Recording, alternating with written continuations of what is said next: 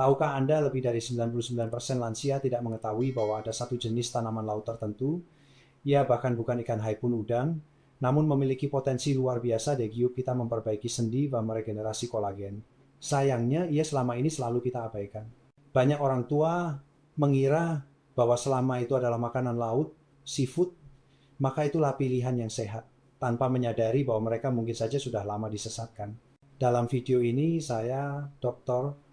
Agus Setiawan di Kanal Sehat, itu menyenangkan akan membahas secara mendalam tentang 4 jenis makanan laut yang harus Anda hindari, layaknya menghindari risiko berbahaya setelah usia 60 tahun, serta 4 jenis makanan laut penyelamat nyawa yang harus Anda masukkan ke dalam pola makan Anda.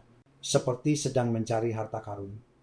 Kami akan mengurutkannya mulai dari yang risikonya paling rendah hingga yang paling berbahaya dan paling merugikan. Sebelum masuk ke topik utama, jika Anda benar-benar peduli dengan kesehatan diri sendiri dan keluarga, silakan klik tombol subscribe di bawah dan aktifkan lonceng notifikasi. Dengan begitu, Anda tidak akan melewatkan lebih banyak lagi pengetahuan kesehatan praktis di masa depan. Di sini kami hanya menyampaikan kebenaran kesehatan yang jarang diungkapkan secara jujur oleh media arus utama.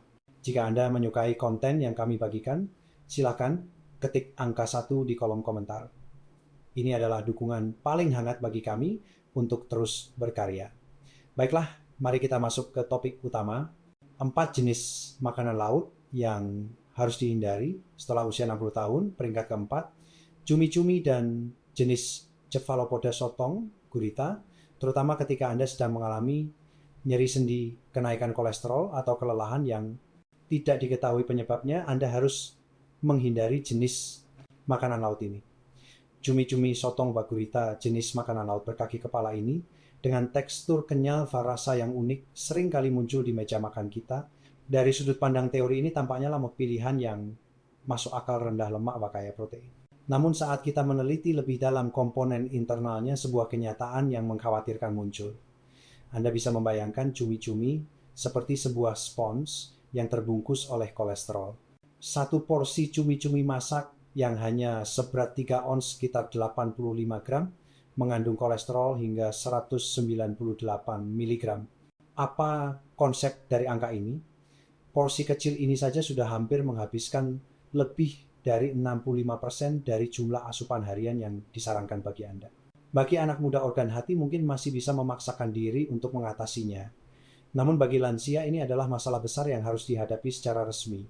Seiring bertambahnya usia, kemampuan hati kita untuk mengatur dan memetabolisme kolesterol mau tidak mau akan melambat. Ini berarti kolesterol yang masuk dari makanan akan memengaruhi kadar kolesterol dalam darah Anda secara lebih langsung dan lebih signifikan. Sebuah penelitian tahun 2021 yang diterbitkan dalam jurnal nutrisi terkemuka menunjukkan bahwa lansia yang mengonsumsi kolesterol makanan dalam jumlah tinggi, kemungkinan indikator munculnya pengerasan pembuluh darah. Arteriosklerosis meningkat sebesar 43%, dan pada saat yang sama, risiko kejadian terkait jantung juga meningkat sebesar 30%. Arteriosklerosis ibarat menuangkan beton tak terlihat secara perlahan ke dalam pembuluh darah Anda. Ini adalah indikator kunci awal yang menyebabkan serangan jantung atau stroke. Namun ini hanyalah satu sisi dari masalah. Senjata tersembunyi lainnya dari cumi-cumi adalah kandungan purinnya yang sangat tinggi. Purin di dalam tubuh akan dimetabolisme menjadi asam urat. Ginjal lansia juga akan menghadapi kesulitan yang semakin besar dalam mengeluarkan asam urat secara efektif. Ketika asam urat berlebih menumpuk di dalam tubuh mereka, akan mengkristal di dalam sendi Anda seperti jarum-jarum kecil yang tajam, memicu nyeri hebat dan peradangan. Kondisi inilah yang kita sebut sebagai asam urat gout. Peneliti dari Journal of Gerontology mengamati bahwa lansia yang mengonsumsi makanan laut tinggi purin lebih dari 2 kali seminggu, risiko terjadinya peradangan sendi akut meningkat hingga 50% dalam waktu singkat. Jadi jika selama ini Anda mengira cumi-cumi adalah alternatif makanan laut yang sehat, saya sangat menyarankan Anda untuk mempertimbangkan kembali pilihan ini. Terutama bagi para lansia yang sedang berjuang melawan tekanan darah tinggi, kolesterol tinggi, atau radang sendi, cumi-cumi mungkin sedang melakukan pengerusakan secara diam-diam di dalam tubuh Anda. Peringkat ketiga, penyamar nutrisi berwujud makanan laut, crab stick, stick kepiting. Benda jenis ini bentuknya meniru kepiting, warnanya cerah dan menggoda, bahkan aromanya pun memiliki sedikit kemiripan dengan kepiting. Namun hubungan antara crab stick dengan kepiting asli ibarat hubungan antara margarin dengan mentega asli. Bagi lansia, ia menempati urutan teratas dalam daftar pengganti makanan laut yang paling tidak direkomendasikan. Faktor apa yang membuatnya begitu berbahaya? Pertama-tama, kita harus membuka penyamarannya dan melihat bahan penyusun aslinya. Dasar dari crab stick adalah sesuatu yang disebut surimi. Ini biasanya dibuat dari daging ikan murah seperti sisa-sisa ikan kod yang digiling halus, kemudian dicampur dengan sejumlah besar pati, tepung gula garam, dan berbagai aroma sintetik untuk membentuk gumpalan berwarna putih. Begitu ia diproses menjadi crab stick berwarna merah putih yang harum, itu ia bukan lagi makanan laut, melainkan sebuah makanan olahan sintetik murni.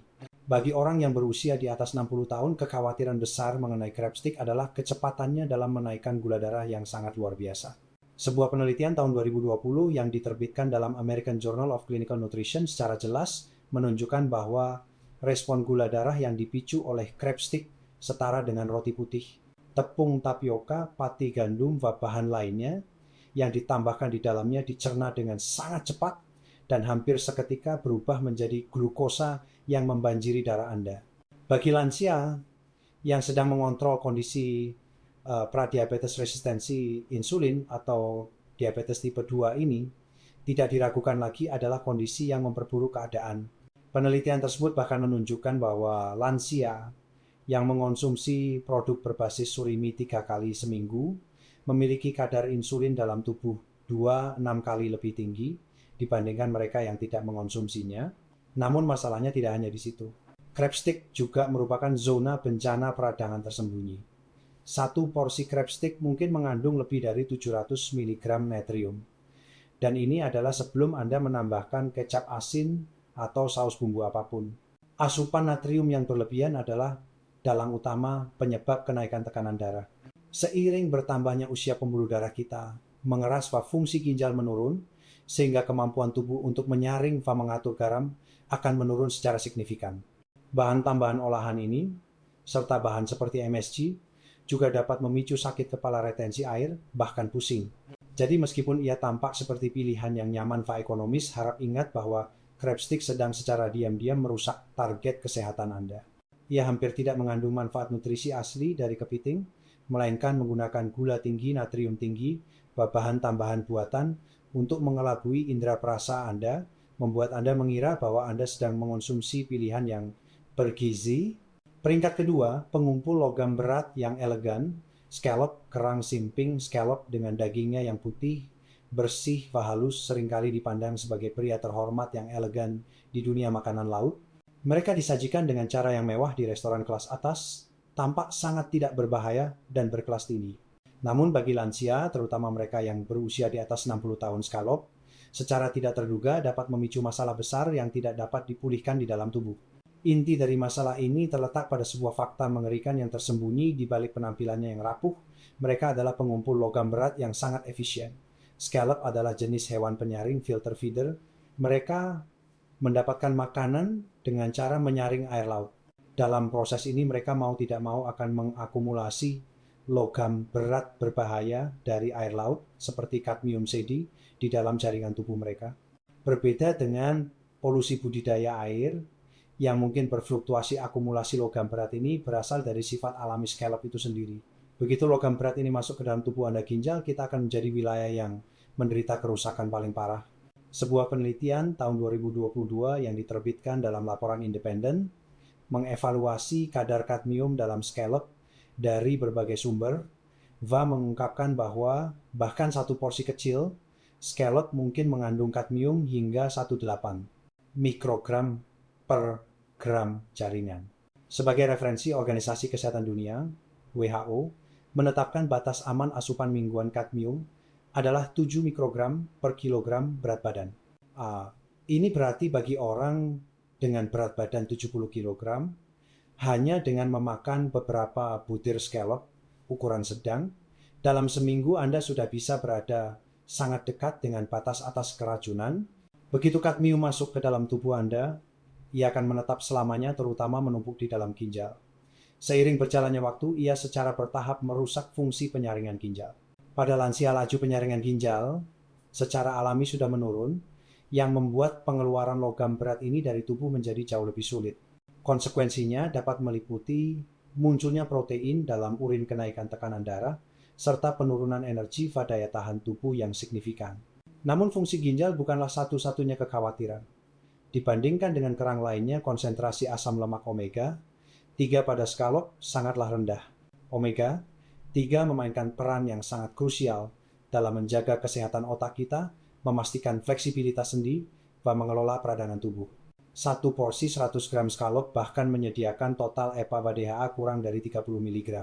Sebagai perbandingan, tiram oyster yang akan kita bahas nanti dalam porsi yang sama dapat menyediakan lebih dari 500 mg. Ini adalah perbedaan yang sangat besar. Oleh karena itu, ketika Anda melihat skalop yang digoreng dengan krim atau mentega di menu harap, pertimbangkan pilihan Anda dengan hati-hati. Meskipun mereka tampak tidak berbahaya bagi tubuh Anda, mereka mungkin seperti racun kronis yang sulit dideteksi. Peringkat pertama, kuda Troya bagi alergi dan kolesterol.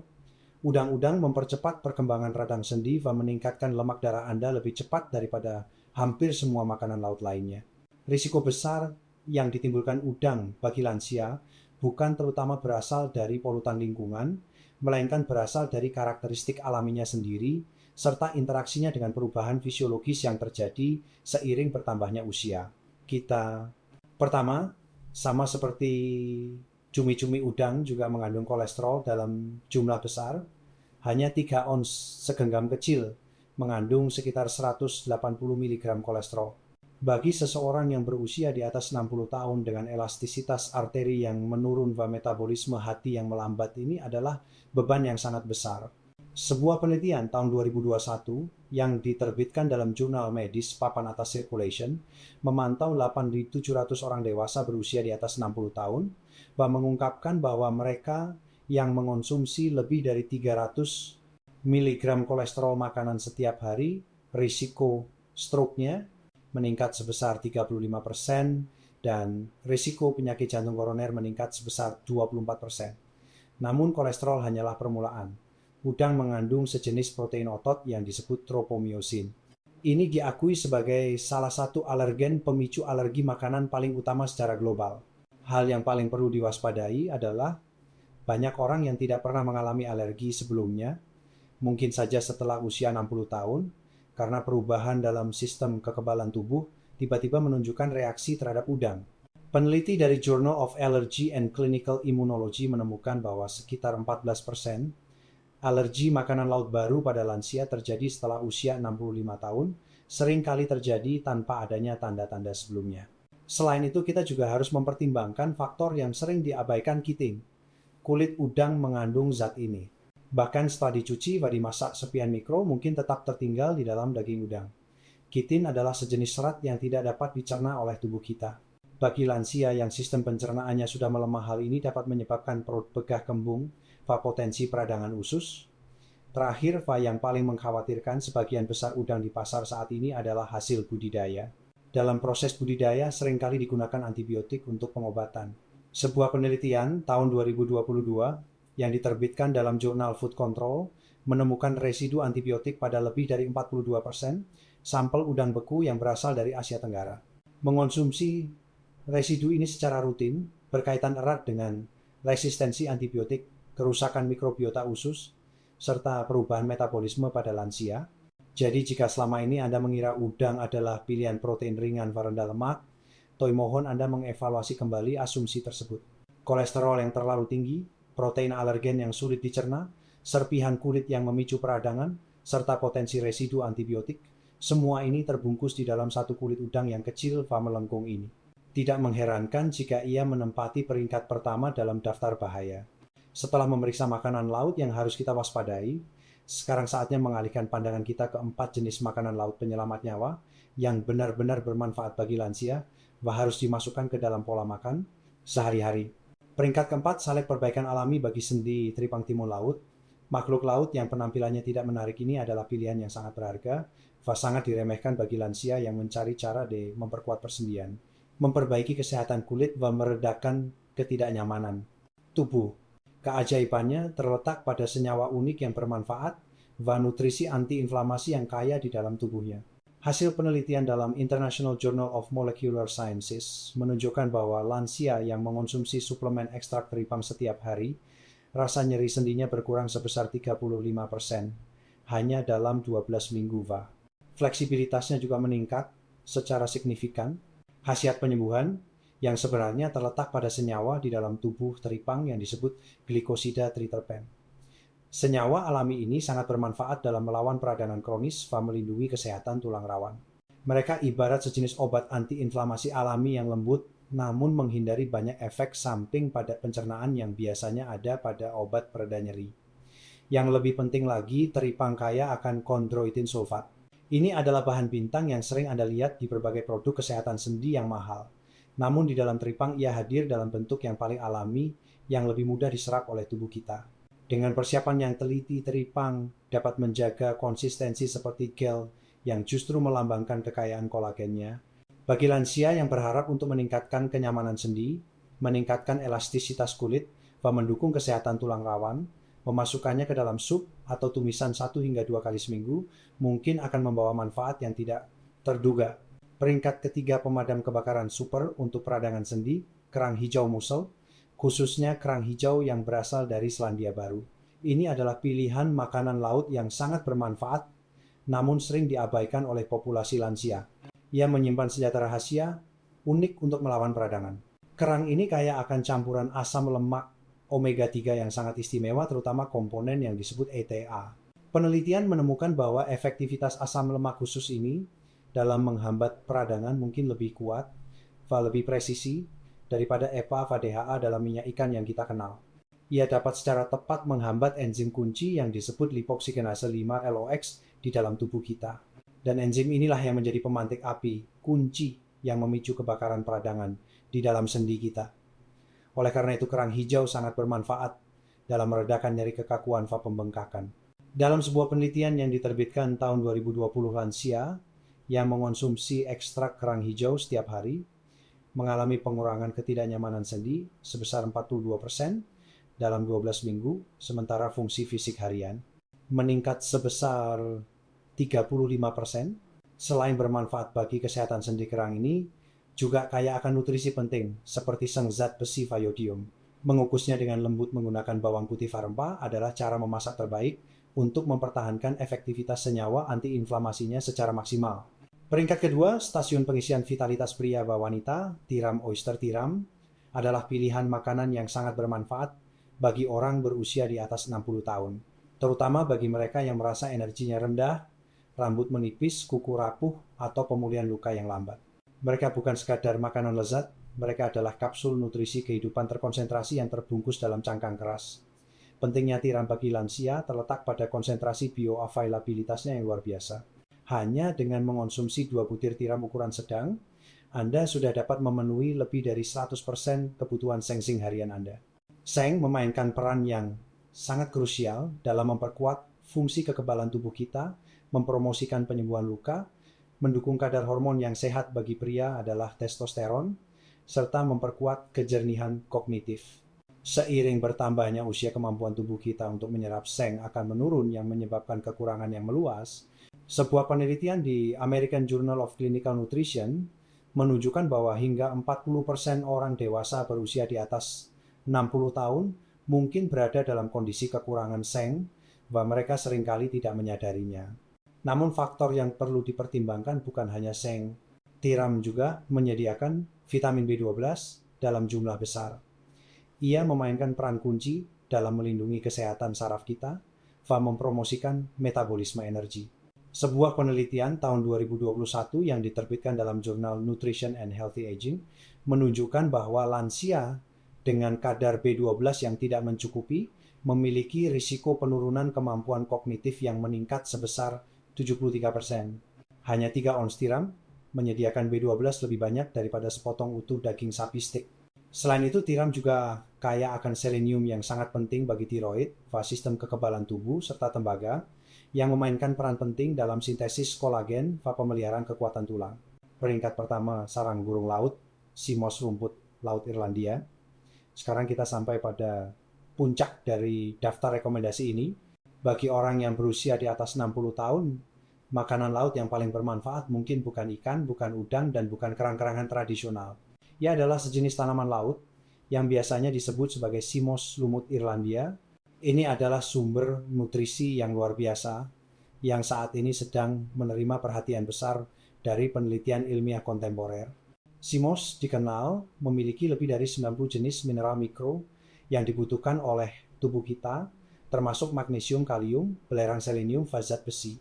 Ia ibarat menyediakan semen berkualitas paling komprehensif untuk gedung besar, yaitu tubuh kita ini membiarkan setiap bagian dari bangunan mendapatkan nutrisi dan penguatan. Namun hal yang benar-benar membuatnya berbeda adalah Simos merupakan sumber luar biasa dari prekursor kolagen abadi.